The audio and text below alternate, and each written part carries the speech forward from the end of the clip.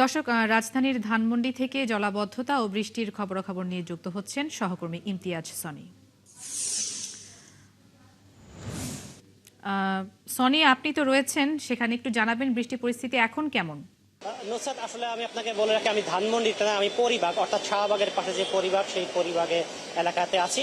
এখন আসলে বৃষ্টির পরিমাণ অনেক কম, এখন মূলত গুড়ি গুড়ি বৃষ্টি পড়ছে। আপনি যদি আমার পেছনে চিত্র দেখতে পান যে এখন আসলে সেই একটু আগেও অর্থাৎ আধা ঘন্টা আগে যে ভারী বৃষ্টি ছিল সেটি কিন্তু এখন নেই।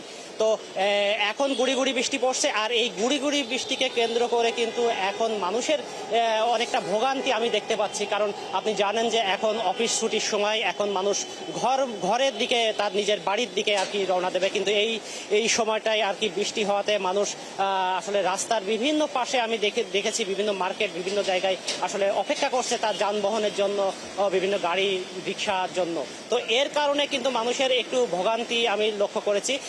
আর রাজধানীর বিভিন্ন জায়গা, অর্থাৎ আমি যেই অঞ্চলে ঘুরেছি, সেগুনবাগিচা, প্রেস ক্লাব সহ এই অঞ্চলে আমি দেখেছি কিছু কিছু জায়গায় আসলে যখন ভারী বর্ষণ হয়েছিল তখন কিন্তু বেশ কিছু জায়গায় আর কি সামান্য জলাবদ্ধতা তৈরি হয়েছিল। তবে সময় গড়িয়ে যাওয়ার সাথে সাথে কিন্তু সেই পানি নামতে শুরু করেছে।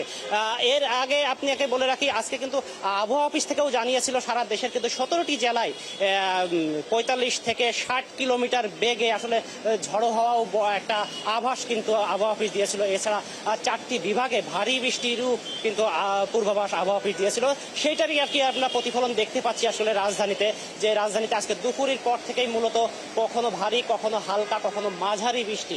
তো এই বৃষ্টিকে কেন্দ্র করে কিন্তু মানুষের যে ভোগান্তি, সেই ভোগান্তির সাথে সাথে কিন্তু আবার অনেকে আবার স্বস্তিও প্রকাশ করেছেন। আমি কয়েকজনের সাথে কথা বলেছি, তারা যেটি আমাকে জানিয়েছেন যে আসলে এই কয়েকদিন আসলে যে গরম, সেই গরম থেকে আসলে এই বৃষ্টির কারণে অনেকটা মুক্তি লাভ করেছে তারা। আবহাওয়া অফিসও বলেছে যে আগামী কয়েকদিন হয়তো এই রকম আবহাওয়া থাকবে এবং তাপমাত্রাও কিন্তু অনেক কমে আসবে।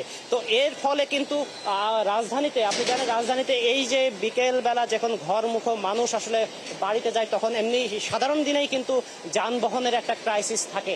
সেই যানবাহনের ক্রাইসিসের সাথে আবার যদি বৃষ্টি যোগ হয়, সেইখানে কিন্তু মানুষের ভোগান্তি আসলে আরও একটু বেড়ে যায়। যার কারণে এখন মানুষের যেই ঘরমুখ মানুষ, সেই মানুষ কিন্তু এখন ঘরে যাওয়ার জন্য আসলে মূলত বিভিন্ন জায়গায় অপেক্ষা করছে।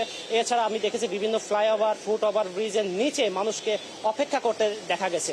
তো এই সব মিলে আমার কাছে বর্তমানে রাজধানীর সর্বশেষ বৃষ্টির পরিস্থিতি এই ছিল। নুসরাত। সনি, আপনাকে ধন্যবাদ। দর্শক, শুনছিলাম রাজধানীর পরিবাগ থেকে বৃষ্টি পরিস্থিতির খবরাখবর নিয়ে আমাদের সাথে যুক্ত ছিলেন সহকর্মী ইমতিয়াজ সনি।